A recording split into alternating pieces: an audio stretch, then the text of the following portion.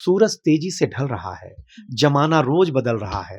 एक संत ने टीवी पे प्रवचन देते हुए कहा कि अगर आप मोह माया से दूर रहना चाहते हैं तो मुझे लाइक कीजिए, साथ में मेरा यूट्यूब चैनल सब्सक्राइब कीजिए। तो आप समझ रही हैं, जो साधु संत ये कहता है कि मोह माया से दूर रहो, वो भी मोह माया से नहीं बच पाता है। तब हम जैसे कवियों को उठ करके कलम उठा करके कहना पड़ता है कि आप ऐसा न रहें जिससे हमारे समाज की हानि हो। मेरे सुनाने की प्रस्तुति से वो प्रभावित हुए और बोले, क्या नाम है तुम्हारा? हमने कहा, सर दिनेश मिश्रा। अरे कवियों का कोई जाति धर्म होता है? कुछ जाति धर्म नहीं होता है, कवि सबका होता है, सब समाज का होता है। तुमने जैसा सुनाया, तुम लगा कि तुम दीवाना हो, तुम बावरा हो, तो तुम अब मिश्रा हटाओ, लिखो बावरा। आज से तेरा नाम हो गया दिनेश बावरा। बगल वाली सीट पे बातचीत में ये निकल जाता है, या कहीं से वो बतिया रहा है कि हम गोरखपुर के हैं, तो मैं उससे भी रिश्ता बना लेता हूँ। मेरा इतना अटैचमेंट है गोरखपुर से। गोरखपुर के लोग जानते हैं कि अगर मैं एक जानकारी देता हूँ, मैं परसों गोरखपुर था, यहीं बड़लगंज एक प्रोग्राम में। मैं एक दिन के लिए मुंबई गया, ओनली फॉर वन डे। जा करके मुंबई से अभी आगे वापी गया, वापी परफॉर्म किया, वापस रात को मैं बाय रोड एयरपोर्ट आया, आज वापस आ गया गोरखपुर। दो ग्रेट इंडियन लाफ्टर चैलेंज में मेरा जो पार्टिसिपेशन हुआ, तो मेरा पूरा देश में नाम हो गया, क्योंकि वो बहुत शानदार वाला मैंने परफॉर्म कर दिया था और वो सर्टन हुआ था। और उसके बाद जो देश के बड़े बड़े कवि हैं, वो लोग मुझे जानने लगे और बुलाने लगे। भैया आप 100 रुपया कम भेजो हमको खर्चा, लेकिन अपने बच्चों को आप ले जाओ और वहीं पढ़ाओ। और इसके चलते मुझे जो है मुंबई जाना हुआ मेरा। और मुंबई जाना जब हुआ, तो वहाँ परंपरा, जब स्कूल में एडमिशन हुआ तो वहाँ टीचर ऐसे मिले जो कविताएं लिखते थे। हमारे खानदान में सामान्यतः नौकरी पेशा करने की प्रचलन था। मैंने लिख तोड़ी और वो एक दिन खुशी का दिन था कि मेरे घर पर लोगों की चिट्ठियां आनी शुरू हो गई कि आपका लड़का टीवी पे आता है, आपके लड़के का अखबार में इंटरव्यू आ गया, आपके लड़के में। 2007 की बात है। नमस्कार, मैं अनन्या मिश्रा और आप देख रहे हैं जनता जंक्शन न्यूज़। इस वक्त हमारे साथ दिनेश बावरा जी मौजूद हैं। ये किसी परिचय के मोहताज नहीं है, लेकिन फिर भी हम उन लोगों को इनका परिचय देना चाहते हैं जो शायद 1-2% ऐसे लोग होंगे जिन्हें शायद ना पता हो। हम शायद शब्द का यूज कर रहे हैं कि शायद ही कोई ऐसा हो, लेकिन फिर भी उन्हीं लोगों के लिए परिचय है। ये कवि है, जिनको नहीं पता है उनके लिए मैं बता रही हूँ, बाकी इन्हें सारा देश और दुनिया जानता है कि किस तरह के कवि हैं, क्या है। हम आपको बता दें कि ये गोरखपुर के रहने वाले हैं और कड़ी मेहनत और तपस्या के साथ आज ये जिस मुकाम पे पहुंचे हैं, जिसकी वजह से आज इनको एक पहचान मिली है और आज अपने ही धरती पे, जहां इनका जन्म स्थल है गोरखपुर, वहां पे आए हैं और आज इन्हें एक मंच मिला है। उस मंच पे आज ये लोगों को झुमाने वाले हैं। तो सबसे पहले सर चैनल पर स्वागत है। जनता जंक्शन के तमाम दर्शकों को मैं शुभकामनाएं देता हूं और मैडम ने बहुत अच्छा मेरा परिचय दिया। मेरी यही जन्मस्थली है और मैं यहीं पला बढ़ा, मतलब बेसिक कक्षा 5वीं तक, 7वीं 8वीं तक मेरा यहाँ से थोड़ी दूर एक तहसील है गोला, पहले वो बांसगांव हुआ करती थी, और वहाँ का मैं पला बड़ा हूँ। उसके बाद मैं मुंबई चला गया, फिर मुंबई से यात्राएं शुरू हुई हैं मेरे जीवन की। सर, मैं आपसे यही जानना चाहूंगी कि आप गोरखपुर के हैं और आज गोरखपुर में ही है। गोरखपुर से बॉम्बे तक का सफर और बॉम्बे से पूरे दुनिया में और देश में पहचान का सफर कैसे बना, उसके बारे में बताइए। मेरे बाबूजी, मेरे पिताजी जो थे वो बैंक में काम करते थे, नौकरी करते थे। तो हर एक पिता चाहता है कि उसका बेटा पढ़ लिख करके अच्छा बने। घर की परिस्थिति ऐसी हुई कि थोड़े हम बदमाश थे, चुलबुले थे, तो हमने कोई बदमाशी कर दी और उस बदमाशी के चलते मेरे जो यहाँ के चाचा जी थे, उन्होंने मेरे पिताजी को एक पत्र लिखा उस ज़माने में और कहा कि भैया आप 100 रुपया कम भेजो हमको खर्चा, लेकिन अपने बच्चों को आप ले जाओ और वहीं पढ़ाओ। और इसके चलते मुझे जो है मुंबई जाना हुआ मेरा। और मुंबई जाना जब हुआ, तो वहाँ परंपरा, जब स्कूल में एडमिशन हुआ, तो वहाँ टीचर ऐसे मिले जो कविताएं लिखते थे। गुरुजन मुझे ऐसे मिले। फिर मैं धीरे धीरे, सरस्वती की कृपा थी कि मैं लिखने लगा। फिर जज जो होते थे वो बड़े कवि होते थे। जब कंपटीशन यूनिवर्सिटी लेवल पे होता था, तो उनको लगा कि इसके अंदर फायर है, ये बहुत अच्छा कर सकता है इंडस्ट्री में। तो धीरे धीरे उन लोगों ने मुझे बुलाना शुरू कर दिया, छोटे छोटे मंच देना शुरू कर दिए। फिर 2007 में the great Indian laughter challenge आया। दो ग्रेट इंडियन लाफ्टर चैलेंज में मेरा जो पार्टिसिपेशन हुआ, तो मेरा पूरा देश में नाम हो गया, क्योंकि वो बहुत शानदार वाला मैंने परफॉर्म कर दिया था और वो सर्टन हुआ था। और उसके बाद जो देश के बड़े बड़े कवि हैं, वो लोग मुझे जानने लगे और बुलाने लगे और मैं निरंतर लर्निंग प्रोसेस में रहा। मैंने हमेशा अपने आप को, आज भी मैं अपने आप को विद्यार्थी मानता हूँ मंच का, कविता का। तो मुझे, क्योंकि मैं विद्यार्थी हूँ, तो कभी किसी मंच पर मैं परीक्षा देने जाता हूँ किसी पेपर का, तो उसमें 90 नंबर मिल जाता है, कहीं 60 नंबर मिल जाता है। फेल नहीं होता हूँ, बस इतनी सी बात है, लेकिन नंबरवा मिलते रहता है मुझे।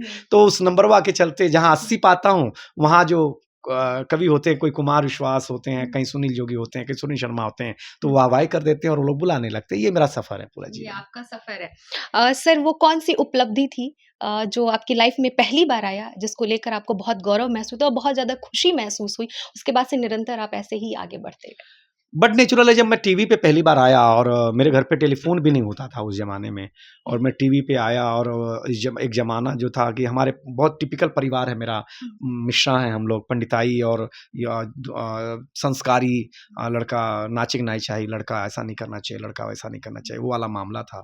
तो हम बड़े संस्कारी परिवार से थे, तो टीवी पे आए और हमारा यश जब फैला, तो हमारी माँ को, हमारे परिवार को, पूरे खानदान को, हम जॉइंट फैमिली, हमारे चाचा को, चाची को, हमारी बहनों को, सबको आप बहुत प्रसन्नता हुई कि एक आदमी लीक से हट करके काम किया। हमारे खानदान में सामान्यतः नौकरी पेशा करने की प्रचलन था।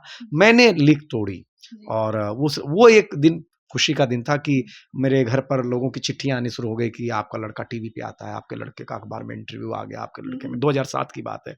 और फिर धीरे धीरे मुझे टीवी के सावधान इंडिया उस समय आता था, क्राइम पेट्रोल आता था, उसके अंदर किरदार मिलने लग गए, फिर मेरे फिल्में मिलने लग गई, फिर मैं फिल्मों में काम करने लग गया। लेकिन मेरे जहन में हमेशा मेरे गाँव का संस्कार था कि मुझे ऐसा कोई काम नहीं करना है जिससे मेरे घर वाले पलक झपक जाए कि ये क्या कर दिया इसने। तो ऑफर बहुत सारी चीज़ों के आते थे, लेकिन मैं, ये संकोच मेरे भीतर हमेशा रहता था, तो मैं अपने आप को बचा के रखा हुआ हूँ कि मुझे ऐसा कुछ नहीं करना जिससे थोड़ा-सा ऐसा मामला हो। ठीक है।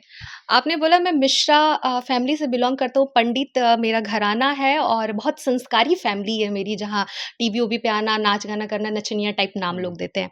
बावरा के पीछे का वजह क्या है? मिश्रा जी हैं, बावरा क्यों हाँ, लगाते हैं? मैं उसकी कहानी बताता हूँ। मैं जब इस दुनिया में आया, 2004 की बात है, तो मैं एक कवि होते थे आलोक भट्टाचार्य, तो उनकी अटैची उठा के चलना और उनके कि कहीं अवसर मिल जाए, कुछ अवसर मिल जाए। तो एक जगह है नासिक के पास में घोंटी, वहाँ पे एक मुशायरा और कवि सम्मेलन मिक्स था, वहाँ पे मजरू सुल्तानपुरी थे और 5-6 कवि और थे। किन्हीं कारणों से वो ट्रेन इतनी लेट हो गई कि जो 2 ही लोग पहुँच पाए, एक आलोक जी, उनके साथ मैं और मजरू साहब। तो ये हुआ कि जनता तो 500 है, इनके सामने 300 लोग, 3 लोग क्या कविता सुनाएँगे यार? तो एक संचालक खप गया, एक मजरू साहब। तो मजरू साहब से आलोक जी ने कहा कि एक लड़का मेरे साथ आया है, 15-20 मिनट वो निकाल देगा, आप अगर उसे अवसर दे दें। तो मजरू साहब ने गिलोरी लेके बोला, हाँ, हाँ, आज तो भगवान ने ही उसे सौंपा है, ट्रेन लेट कर दी तो इसको बुला लेते हैं। तो मजरू साहब ने मेरे को देखा, मैं दुबला-पतला सा, कवि का पोशाक, बाल बढ़ाए हुए, तो बोले, क्या सुनाओगे? मैंने हाथ में तो हास्य सुनाता हूँ, कोई अच्छा काम नहीं है हँसाने वाली कविता लिखना, लेकिन चलो आज सुना देना। तो मैंने सुनाया, तो मेरे सुनाने, कविता से प्रभावित नहीं थे वो, मेरे सुनाने की प्रस्तुति की कला से, प्रस्तुति से वो प्रभावित हुए और बोले, क्या नाम है तुम्हारा? हमने कहा सर दिनेश मिश्रा। अरे कवियों का कोई जाति धर्म होता है? कुछ जाति धर्म नहीं होता है, कवि सबका होता है, सब समाज का होता है। तुमने जैसा सुनाया, तुम लगा कि तुम दीवाना हो, तुम बावरा हो, तो तुम अब मिश्रा हटाओ, लिखो बावरा, आज से तेरा नाम हो गया दिनेश बावरा। दिनेश बावरा। ये आज दिनेश बावरा पूरे देश में छाए हुए हैं।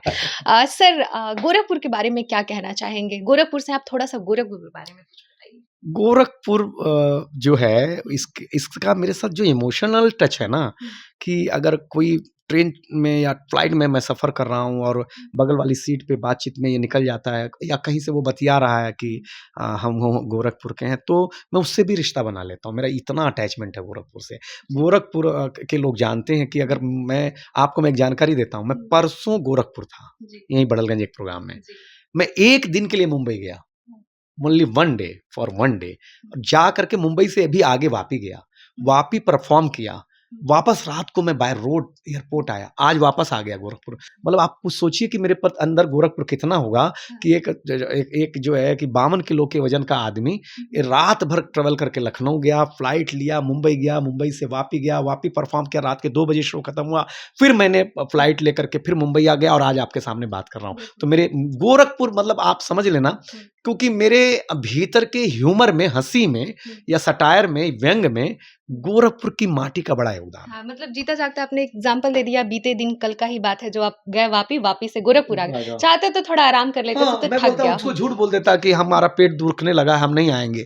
बोल सकता था ना, पैसा वापस कर देता, कर सकता था ना। हाँ, हाँ। लेकिन एक कमिटमेंट है मेरा कि चलो हाँ कर दिया है ना, तो जाना है, भले शरीर को तकलीफ हो। तो ये है मेरी इस मिट्टी से मेरा इतना लगाव है। यहाँ का कोई आदमी, कोई मतलब मैं इतना कह सकता हूँ कि अगर कोई गाय भी आ जाए और कह दे कि हम गोरखपुर से आए हैं, तो उसके प्रति भी मेरे मन में आदर आ जाता है। मैं गोरखपुर के मतलब प्रति इतना गोरखपुर, इमोशनल हूँ। बिल्कुल। सर कुछ 4 लाइन हमारे दर्शकों को सुना दीजिए। हाँ, आजकल की मेरी एक वायरल कविता है, उसकी 4 लाइनें मैं सुनाता हूँ, उसमें व्यंग भी है, हास्य भी है। सूरज तेजी से ढल रहा है, ज़माना रोज़ बदल रहा है। एक संत ने टीवी पे प्रवचन देते हुए कहा कि अगर आप मोह माया से दूर रहना चाहते हैं, तो मुझे लाइक कीजिए, साथ में मेरा यूट्यूब चैनल सब्सक्राइब कीजिए। जी। तो आप समझ रही हैं, जो साधु संत ये कहता है कि मोह माया से दूर रहो, वो भी मोह माया से नहीं बच पाता है। तब हम जैसे कवियों को उठ करके, कलम उठा करके कहना पड़ता है कि आप ऐसा ना रहें जिससे हमारे समाज की हानि हो। बहुत-बहुत धन्यवाद सर। तो ये थे हमारे साथ दिनेश बावरा जी, जिन्होंने ये बताया कि पंडित घराने से हैं और परिवार वालों का ये था कि बेटा टीवी में जाए, कोई नचनिया वाला शो ना करे, नचनिया नाम ना दे, मिश्रा फैमिली से हैं। लेकिन बाद में जिस तरह से इन्होंने प्रोग्राम किया, इनके सीनियर ने इन्हें बोला कि कवि कोई जाति और धर्म का नहीं होता है, आज से तुम बावरा हो। बावरा के पीछे की इन्होंने वजह बताई।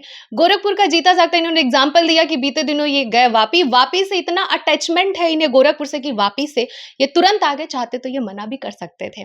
तो इस तरह से इन्होंने सुनाया और अपना एक 4 लाइन सुनाया कि जब संत जी लोग बोल रहे हैं कि अगर हमें फॉलो, मोह माया से दूर रहना है, तो हमें फॉलो कीजिए, सब्सक्राइब कीजिए, तो फिर हम क्यों ना करें। तो ये थी बावरा जी की बातें। आपको कैसा लगा कमेंट बॉक्स में ज़रूर बताइएगा। इसी के साथ मैं अनन्या मिश्रा आपसे विदा लेती हूँ। देखते रहिए जनता जंक्शन न्यूज़। जय हिंद।